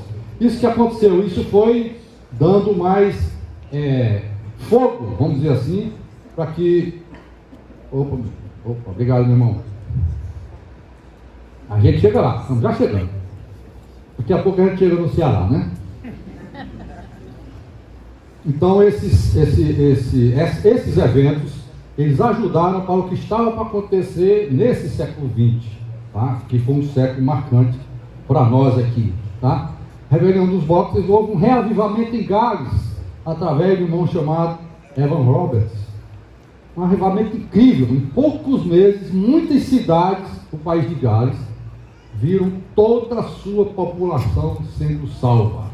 Entrava no trem, todo mundo, Jesus, amém, glória a Deus, aleluia. Entrava nos ônibus, no trem, e coisa de meses, irmãos. Menos de um ano, milhares de pessoas foram salvas e muitas cidades no país de Gales foi reavivada. Isso produziu uma força muito grande. Então veja que Deus foi começando a reavivar a sua obra nessa última geração. Nós estamos no século XX, aí nesse caso, tá? Que é o século anterior ao nosso, ou seja, quase chegando na 10ª hora. Então Deus precisa reavivar o seu povo, amém? Reavivamento da rua Azusa. Quem é da Igreja Assembleia de Deus talvez já ouviu falar desse assunto. Não? Verá. Já ouviu falar, não? Da rua Azusa? Esse irmão chamado William Seymour, ele começou a pregar nos Estados Unidos, em alguns grupos, sobre o poder do Espírito Santo e a necessidade de reavivar o seu espírito. E através do uso dos dons espirituais, falar em línguas, bolar pelo chão, pular, gritar e tal. Na verdade, ele é o precursor, eu não sei se ele é considerado fundador, do movimento pentecostalista, tá certo? Ou o pentecostalismo. Isso foi depois de vários grupos formados, assim, eles alugaram um prédio na rua Azusa, por isso que ficou famoso, né? Eu acho que eu tenho a foto dele aqui. Chamava-se Missão de Fé Apostólica da Rua Azusa, considerado o berço do pentecostalismo. Por que isso? O pentecostalismo veio trazer vigor, amém? Veio trazer alegria do povo de Deus. As igrejas americanas e europeias, tudo frias, formais de novo, relaxadas, mas esse movimento pentecostal veio dar nessa coisa de a gente liberar o espírito, não é? E buscar os dons espirituais, tá bom? Nós não somos contra os dons espirituais, claro, está na Bíblia, tá? Talvez na nossa situação é que a gente não dá tanta ênfase, mas com certeza muitos de nós temos experiências com dons espirituais, não é, dona Fátima? Dona Fátima já me contou uma experiência profunda dela, depois ela pode contar para vocês. Não descartamos essa possibilidade, mas não necessitaríamos fundar um movimento. Vocês estão entendendo o ponto? Todas essas coisas foram restauradas para a igreja, não é para fundar um movimento. Então está aí, os irmãos, esse movimento durou mais ou menos 15 anos, 10 anos, e depois enfraqueceu. E a partir daí surgiram então outras igrejas pentecostais e levaram adiante o movimento. Mas esse movimento da Rua Azusa, depois ele enfraqueceu. Opa! E agora? Chegou a nossa vez? Só faltava uma coisa ser restaurada. Como nós devemos dar o testemunho de Deus? É através de ser presbiteriano, de ser batista, de ser metodista, de ser congregacionalista, de ser pentecostal. Qual é o verdadeiro e o importante testemunho de Deus? O testemunho de Deus é a vida da igreja. Deus precisava restaurar a última coisa, a vida da igreja. E aí começa então, né, através do nosso irmão Watchman, que nasceu logo no início desse século, em meio a todos esses movimentos todos, nasceu o Watchman. Morreu em 1972, ele foi salvo em 1920 aqui, e o seu ministério durou até 1952, onde ele foi preso pela Revolução Chinesa de Mao Tse Tung. Ele foi salvo em 1920 pela pregação de Dory Yu. Dory Yu teria sido uma das missionárias enviadas exatamente da Europa para a China. Lembra daqueles movimentos ultramarinos? Então essa irmã foi enviada para a China E ele era um jovem meio... Os pais eram cristãos, mas ele não dava muito bom testemunho dentro de casa, e ele olhou e falou, não, ser cristão desse jeito não dá não. Mas um dia, com a pregação de Dora Yu, o irmão Otmani se converteu, e se converteu com uma ênfase muito grande. A ênfase da pregação do Evangelho. Mas enquanto isso, ele foi também aperfeiçoado e edificado por outra irmã missionária inglesa, chamada Margaret Barker.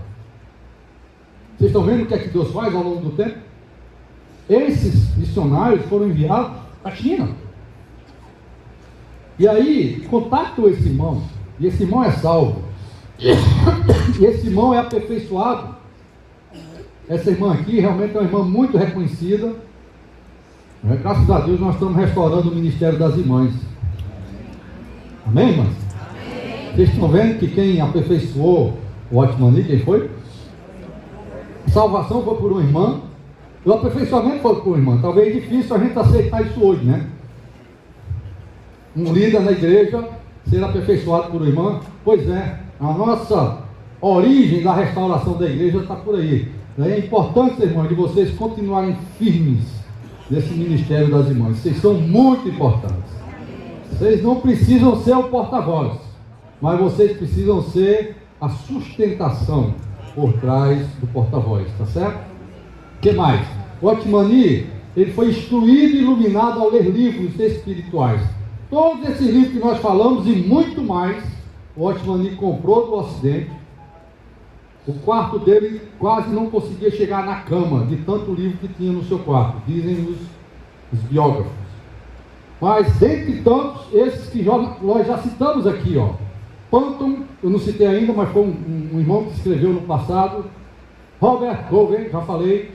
Pember, Jasper Lewis, Austin Parks, Jonathan Darby, William Kelly e Macintosh, que tem aquele Pentateuco do Macintosh. Tudo isso serviu de base para que o Otmani pudesse ver que Deus precisava, que Deus deu vários passos ao longo dos séculos, mas que estava faltando uma coisa: a vida da igreja. Amém? Então o que aconteceu? Ele começou a pregar o Evangelho na universidade, onde ele estudava, fez uma lista de todos os seus colegas, uns 100, 99 se converteram. Só um não se converteu naquela época, se converteu depois. Quando ele pregava o Evangelho, havia uma disputa entre os grupos cristãos, quem que ia ficar com os frutos. Então os missionários brigavam entre si. O Otmani era frutífero, ele pregava e a turma ia se convertendo. Eu estou falando da turma dele, porque só a turma dele, quase todo mundo foi salvo, fora outros. E aí um missionário daqui, porque ele queria apresentar relatório lá para a missão, que agora a congregação tem tantos membros, que não sei o que, todo mundo brigando pelos frutos do Otmani. Isso também redundava em recursos vindo de fora. Quanto mais membros você tinha na congregação, mais recursos você tinha de fora. E o Otmani ficou encucado com essa história. Que negócio é esse? Estão brigando pelas ovelhas? Então ele se apartou um pouco e por um ano ele leu a Bíblia 55 vezes, Novo Testamento. 55 vezes, uma vez por semana ele leu o Novo Testamento em busca de uma luz. Qual é a verdade da igreja? Como a igreja deve ser? Qual é a igreja do Novo Testamento? No final do ano ele descobriu que a igreja tem que ser unidade local. Então na cidade dele, que é de Xangai, chamou os missionários, falou: meus irmãos, é o seguinte, está tudo muito bem, vocês trouxeram o Evangelho para nós, mas junto com o Evangelho e a palavra de Deus, vocês trouxeram um monte de coisa da cultura ocidental que não tem na Bíblia. Comemoração de Natal, comemoração de Páscoa, aniversário.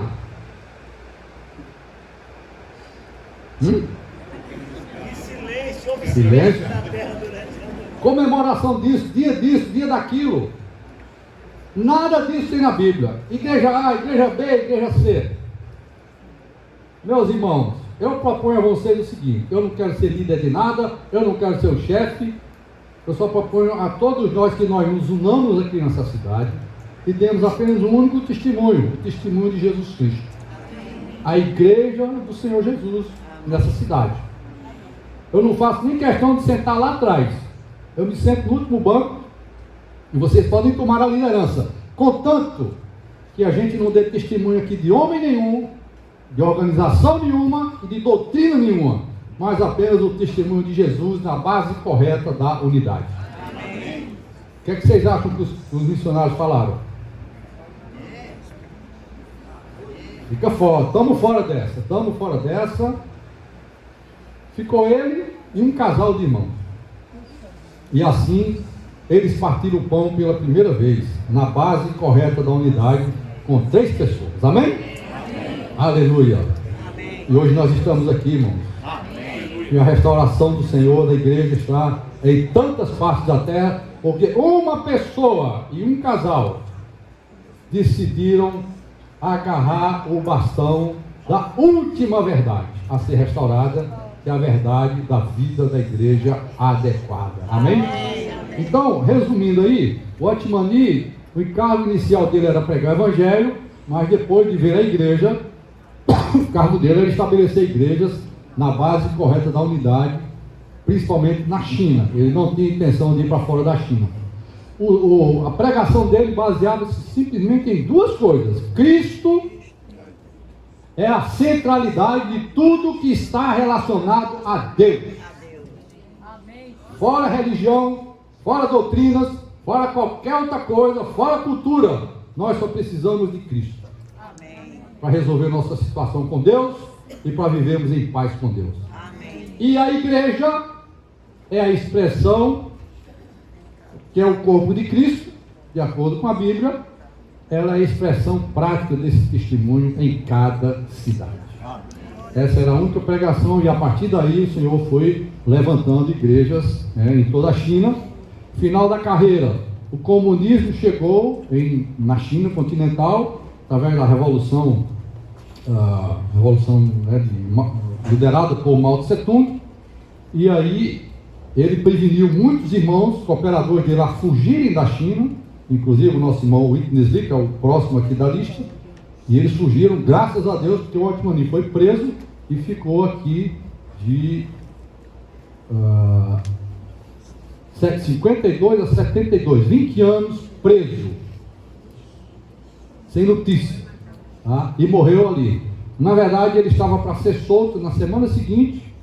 A família, uma sobrinha que ainda tinha sobrado por lá, muitos presbíteros foram mortos naquela época, muitos irmãos foram mortos e as igrejas foram devastadas na China, e de uma vez por todas, né, foram destruídas aparentemente, né, porque até hoje existem igrejas subterrâneas na China.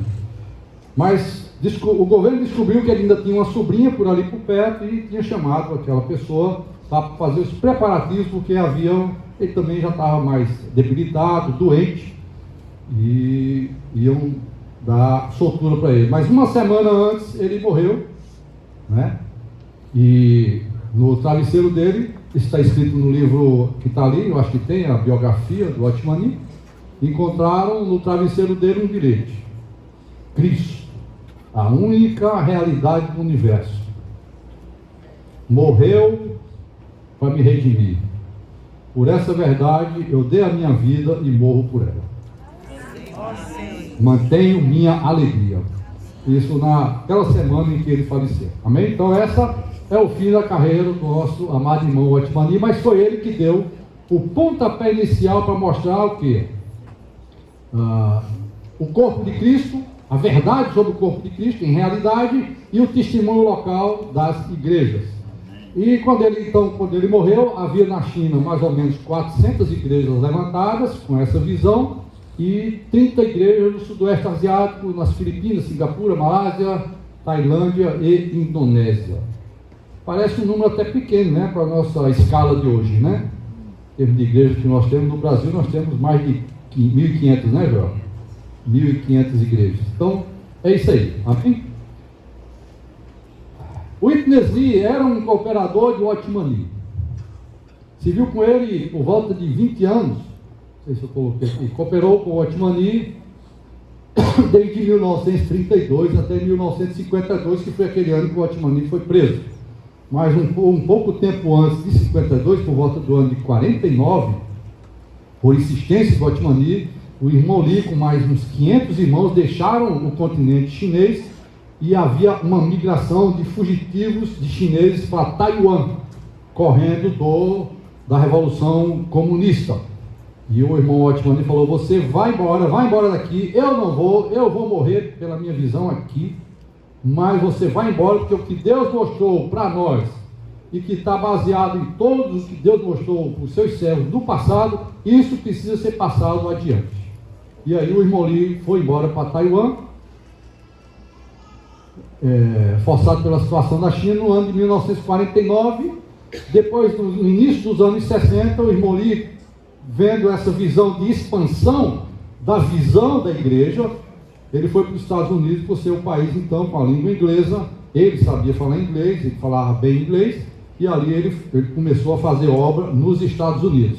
Um pouco antes dele migrar para os Estados Unidos, ele encorajou outros irmãos a irem para outros continentes, tá certo? Aí depois eu continuo essa história. Em 1997, ele dormiu no Senhor. Esse irmão aqui, eu tive o prazer de estar com ele, né, em pelo menos 2 conferências lá nos Estados Unidos. E em 97 a gente já tinha a vida da igreja aqui. Eu lembro, numa das reuniões de oração, nós recebemos o e-mail, né, aquela semana fatídica lá, que o irmão Li estava às portas da morte, a gente orava muito. A Gal lembra, né, Gal? Eu li a carta, onde o irmão Li dizia o seguinte: eu estou indo para o Senhor, mas o Senhor está me mostrando que Ele está deixando muitos cooperadores em toda a terra que vão levar adiante essa visão. Amém. E aqui nós avançamos, amém? Estamos aqui até hoje. Naquela época reunimos na sala da casa, que era nesse lugar aqui, nesse prédio, uma sala que cabia 30 pessoas. Louvado seja o Senhor, hoje nós já temos esse salão aqui, né? Os cooperadores que Deus deixou, né? Estamos levando adiante a obra, né? Esse irmão nos ajudou bastante, né, com os estudos de vida. Muitos de nós tiveram acesso a essa literatura, que é muito importante, né, para a nossa cultura espiritual, né, e vida espiritual.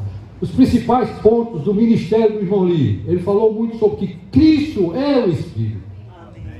Amém? Amém? Amém. E que hoje habita em nosso espírito para ser vida em nós. O Otmani falou que Cristo é tudo e é a centralidade, mas isso foi uma coisa genérica. Cristo é tudo aonde? Então Cristo pode ser tudo agora no meu espírito, através do Espírito. E essa expressão está no Novo Testamento, né? Se eu não me engano, do 1 Coríntios 6,17. O Senhor é o Espírito. E 1 Coríntios 15:45, a última parte fala que o último Adão tornou-se o Espírito que dá vida. Eu entrei na vida da igreja nos anos 80, né, Jussara está rindo aí, isso era o tchan da vida da igreja. O último Adão tornou-se o Espírito que dá vida. E nós vibrávamos, puxa, era bom demais, não é, já é dessa época também. The last Adam became. É isso aí, ó. Era em inglês, né? A gente tinha que aprender inglês, porque os treinamentos eram em inglês. E a tradução? Não é porque ele gosta de falar inglês. Não, ele fala assim. Então, irmãos, isso aí é o primeiro ponto, mas tem mais coisas, né? O segundo, que a igreja, como edifício de Deus, é edificada não com doutrinas e não por força do homem, mas a igreja é edificada com espírito e com vida. Amém? Ainda mais, invocar o nome do Senhor é a maneira mais prática de tocar o Espírito. Lembra dos místicos? Os místicos do século XVII, eles descobriram que a gente precisa tocar o Espírito, precisa entrar na presença de Deus. Então o irmão Li, né, Deus o levou a descobrir na própria Bíblia, claro, e aquele que invocar o nome do Senhor será salvo. Né? E ele é rico para com aqueles que o invocam. Romanos 10, 12, 13, né? E que Deus se aproxima daqueles que o invocam, amém? Olha, se Deus se aproxima daqueles que o invocam, é isso que eu quero, amém? Eu quero Deus perto de mim, então eu vou invocar. Oh, quando o irmão Lino começou a falar isso lá nos Estados Unidos, foi uma loucura. Os jovens nas universidades, nas escolas, na rua. Oh, Senhor Jesus, oh, aleluia, Jesus é o Senhor. Então começou, né, essa prática de invocar o nome do Senhor, que até hoje nós temos aqui em nossa vida, em nossa reunião, amém? E o que mais? Orar, ler a palavra, baseado nos escritos de Madame Guyon, é a maneira mais prática de desfrutar de quê? Das riquezas insondáveis de Cristo. Onde estão as riquezas insondáveis de Cristo? Estão na palavra. Como você pode cavar as riquezas, cavar o ouro, através de orar e ler essa palavra. Amém? Também uma das práticas que o Senhor restaurou e trouxe tudo para a igreja. Louvado seja o Senhor. E aí chegou a história do irmão Dong, amém? Estamos chegando perto, né? Nossa viagem está quase terminando, né? Quando o Witness Lee estava para ir para os Estados Unidos, como eu falei, ele encorajou alguns irmãos que pudessem ir embora da China, de Taiwan no caso, e ir para outros continentes, para outros países. O irmão Dong não precisava disso, mas ele foi tocado pelo Senhor. Ele era um empresário muito bem sucedido ali em Taiwan, tinha negócios, indústrias, mas ele simplesmente agarrou aquilo ali como, né, algo de Deus e resolveu deixar os negócios com os parentes, que ele era sócio, e pegou um navio, passou 40 dias dentro do navio, 45 dias no navio e desembarcou ali no Porto de Santos, em São Paulo, sem falar português, sem entender nada de português.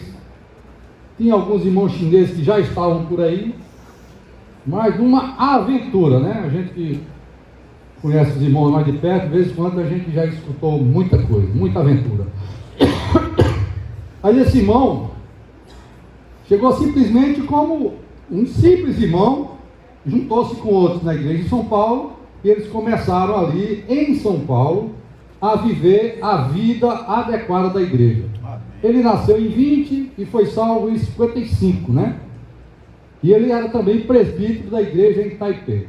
Quando ele veio para o Brasil, então, ele migrou no início dos anos 60 e estabeleceu ali junto com os irmãos a igreja em São Paulo, unicamente entre chineses.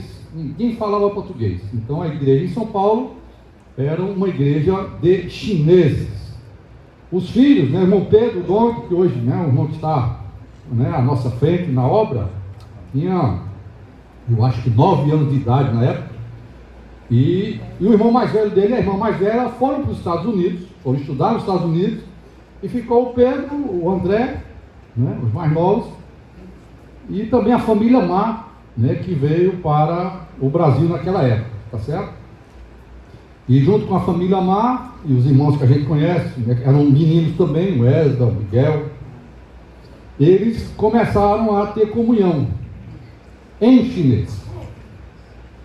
Até que os filhos cresceram e começaram a falar português e chinês. E fizeram então a ponte entre os irmãos chineses e os irmãos brasileiros. Então,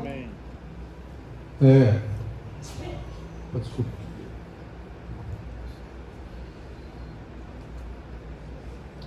A partir de 1975, ali mesmo em São Paulo, principalmente através de comunhão com os irmãos de Ribeirão Preto, né, Joel?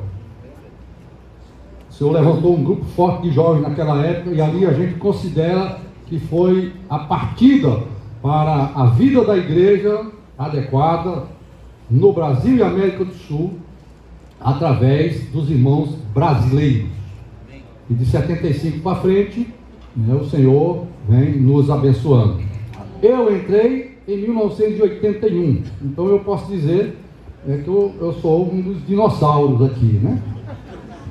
75 a 81, poucas igrejas existiam, até porque o progresso é lento, né? E estavam no início, né? Hoje 40 anos se passaram, né? E nós estamos aqui, amém? Eu estou muito alegre até nessa manhã poder falar essas palavras, porque eu sou também parte dessa história, amém? Louvado seja o Senhor. Então, 75 é um ano marcante na nossa na história da restauração da igreja no Brasil. Igrejas levantadas, nos dados de 2019, através do Ministério do Irmão Dong, 976 no Brasil, 374 na América do Sul, em torno de 1.350 igrejas em Brasil e em toda a América do Sul, né? A gente faz um pouquinho de diferença entre Brasil e os outros países por causa da língua, porque o Brasil fala português e todos os outros países falam espanhol, né? Então por isso que a gente separa Brasil e língua espanhola ali, mas no fundo tudo é América do Sul, os 1.350 igrejas, amém? Louvado seja o Senhor. Isso sem falar nas igrejas dos outros continentes, né, onde Deus tem levantado. Dormi no Senhor em 2017, há 3 anos atrás, muitos de nós acompanharam pela internet, né, até o sepultamento do nosso irmão, e deixou realmente um legado para nós. O que foi que ele deixou para nós? Primeiro, pregar o Evangelho do Reino, e estabelecer igrejas em todas as cidades da América do Sul e outros continentes. Esse é o encargo principal do nosso irmão Dom, pregar o Evangelho do Reino. O Evangelho do Reino implica que você tem que prestar conta para o Senhor, você tem que crescer em vida, e tem a questão do galardão, tá? Então tudo baseado naquele irmão que escreveu isso já no passado lá, o irmão Otmani, o irmão Lee, e aí o irmão Dong repassou para nós esse legado, né? A obra, isso aqui é importantíssimo, a obra deve ser feita por todos os de 1 talento, e não apenas pelos de 5 talentos. O irmão Dong foi uma das pessoas que eu conheci que mais incentivou todos nós a progredirmos, a fazermos a obra. Ele dizia para nós: façam, mesmo que erre alguma coisa, mas faça, depois corrige, mas façam alguma coisa e usem todos os irmãos para edificarem a igreja, amém? Louvado seja o Senhor por esse legado, não é, irmão? Crescer em vida, ao negar a vida da alma, para que o Senhor tenha expressão em nós. Nunca vi uma pessoa que falou mais sobre isso nessa história toda do que o irmão Dong, tá certo? Mesmo nos Estados Unidos, depois dos anos, né, houve um pouco de foco em outros ensinos da Bíblia, mas o irmão Dong insistiu até o fim, nesse ponto. Pouquíssimas mensagens que o irmão Dong deu não toca nesse assunto, né? Não tem gente que não gosta. Aqui mesmo, algum irmão já reclamou, irmão, eu vou do domingo de manhã, doido para ser curado, uma semana difícil, aí você levanta lá, só fala de negar a vida da alma. Irmão, suas doenças, seus problemas, tudo estão na alma. Se você resolver esse assunto, você está curado, ó. O irmão Dong deixou para nós, irmãos, esse grande legado, amém? Louvado seja o Senhor por esse irmão. O que mais? Experimentar o enchimento interior do Espírito por meio de invocar o nome do Senhor, que mesmo tendo sido levantado e revelado pelo irmão Witness Lee, essa prática também esfriou ao longo dos anos 70, 80, mas o irmão Dong nunca deixou a gente esfriar a questão de invocar o nome do Senhor. E o que mais? Orar, ler a palavra, amém? Falar e cantar os hinos, ruminar a palavra e profetizar. Aleluia! Louvado seja o Senhor. Eita, agora estamos chegando aqui. A obra no Nordeste. Vocês estão acompanhando a história da humanidade aí? A nossa história? Amém. Estamos chegando aqui. Como é que foi então? O irmão Dong chegou em São Paulo. E no Nordeste, como é que aconteceu? Então, no início dos anos 80, alguns irmãos insatisfeitos com o formalismo, insatisfeitos com o sistema denominacional, já reunidos em grupos livres, ouviram falar: São Paulo tem um grupo que pratica a vida da igreja como no princípio. Opa, vamos lá, vamos atrás deles. Esses irmãos correram atrás, graças a Deus, eu cheguei perto dessa hora aí, e um pouquinho depois, né? Estou falando isso aqui do início dos anos 80, e foi exatamente no ano 80, onde houve muito contato, e no ano de 81 eu resolvi então abandonar o sistema denominacional e me ajuntar aos irmãos lá na igreja em João Pessoa, porque as cidades que, no Brasil onde tinha esses grupos era Natal, João Pessoa, Recife e Salvador. E ali a gente começou então a fazer conferências. As conferências do Nordeste tinham 200 pessoas, metade do que nós temos aqui hoje, tá certo? Nós, os irmãozinhos de Salvador, a gente ia para Salvador, 900 quilômetros de distância ali de João Pessoa, a gente não media esforço, irmão, para estar junto com os irmãos. Eu trabalhava em obra como engenheiro, no fim do mundo, lá no interiorzão, longe de João Pessoa, 500 quilômetros. E aí a gente pegava o ônibus, 15 dias, ia para João Pessoa, simplesmente para ouvir e reunir com os irmãos. Era demais aquilo ali, amém? Bom, isso aí foi a obra no Nordeste. E a obra no Ceará? Aí desses irmãos do Nordeste, que está incluído eu, e o Joel, a família Ferreira, certo? E a família Mendes, o Joel ouviu também, assim como o irmão Dom ouviu o encorajamento do Witness Lee, o Joel ouviu o encorajamento do irmão Dom. O irmão Dom falou: vocês têm que migrar e plantar, né, Joel? Plantas, mudas da igreja em outros lugares. Como ele era casado com Vilani, uma cearense, arrumaram as malas e vieram para cá, no ano de 1988. E em fevereiro de 88. E em abril de 88 eu fui transferido para trabalhar aqui numa construtora. E aí a gente se juntou 2 meses depois. Joel não me conhecia, eu conheci ele, porque, né, todo mundo conhece essa figura aqui nas conferências.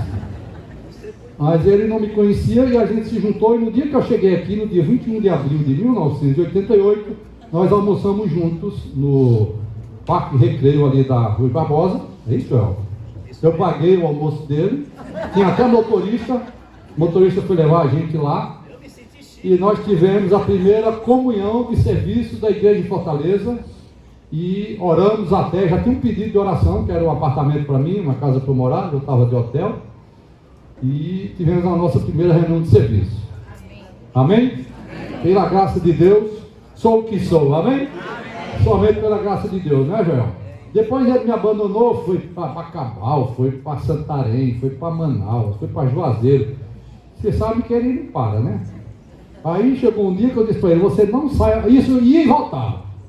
Ia e voltava, falei: ó, se tu sair mais uma vez, tu volta para cá, mas tu não vai ser nada aqui, vai sentar lá atrás.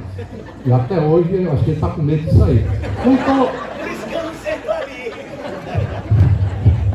esse ano ele já andou conversando algumas coisas assim, mas a gente já deu um chega para lá dele, tá certo? Então foi assim que a obra do Senhor, nessa visão da edificação do corpo de Cristo, chegou aqui no Ceará, tá certo? Igrejas levantadas. Em 2019 nós tínhamos 33 igrejas do estado e mais de 1.400 irmãos, amém? Louvado seja o Senhor. Amém. Eu acho que a gente tinha mais igreja do que a Ásia na época do Otmani, né? Já temos 30, né? Já estamos bem. Irmãos,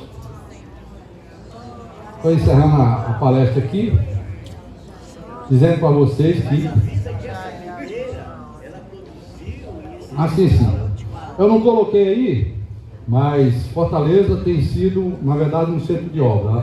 Né? Eu coloquei só a nossa atuação no estado, mas pelo menos a igreja em Bacabal, no Maranhão, a igreja em Parnaíba, no Piauí, né, Edson?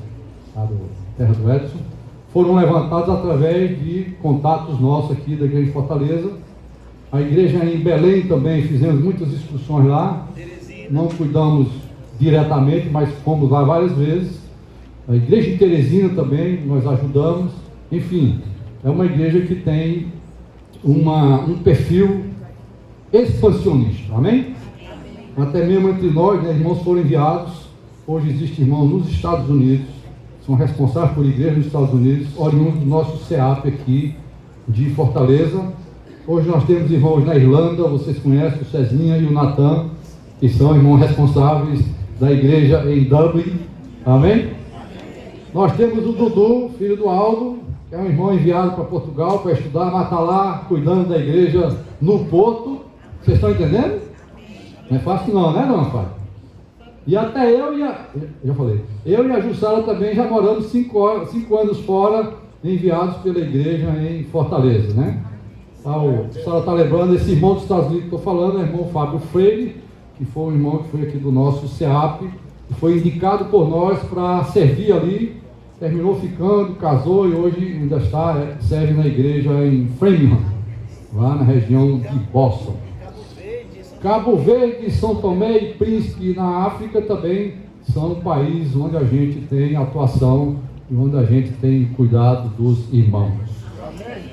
Maravilhoso, né? Já é a última hora. E você, vai fazer o quê? Vai ficar na praça? Você ainda vai ficar de braços cruzados na praça?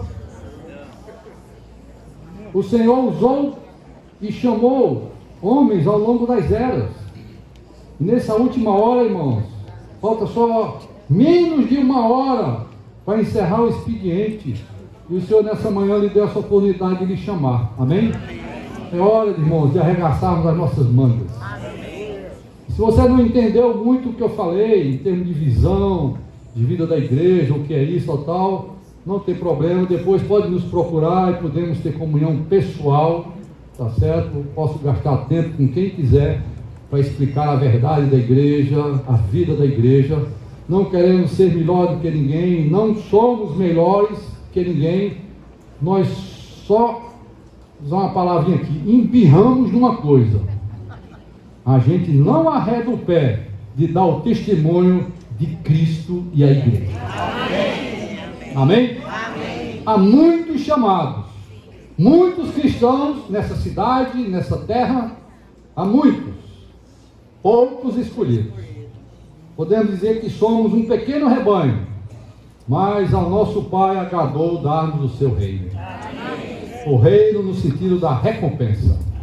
Todos os outros vão estar na Nova Jerusalém, todos estaremos. Também não garanto também que se você que está no nosso meio vai estar lá no reino, não. Isso aí não é por igreja, não. A seleção é individual. Mas aqui você tem um ambiente onde você pode crescer, onde você pode ser ajudado a amadurecer, a negar a sua vida da alma e dar prazer ao Senhor de dizer: nós somos por Cristo e pela igreja. Amém. Vamos ler juntos? Vamos ficar de pé?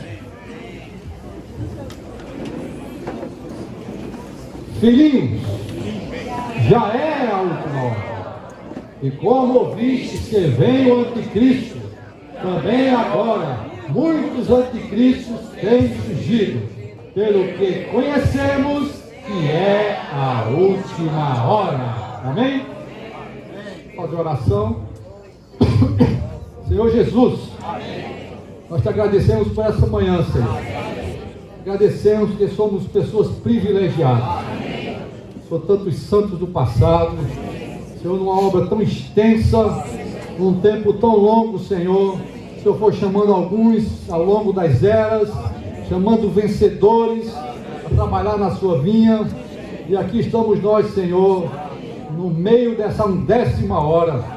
O Senhor nos deu o privilégio, Senhor, de estar na vida da igreja, de estar no testemunho de Jesus, de sermos convocados como trabalhadores da última hora.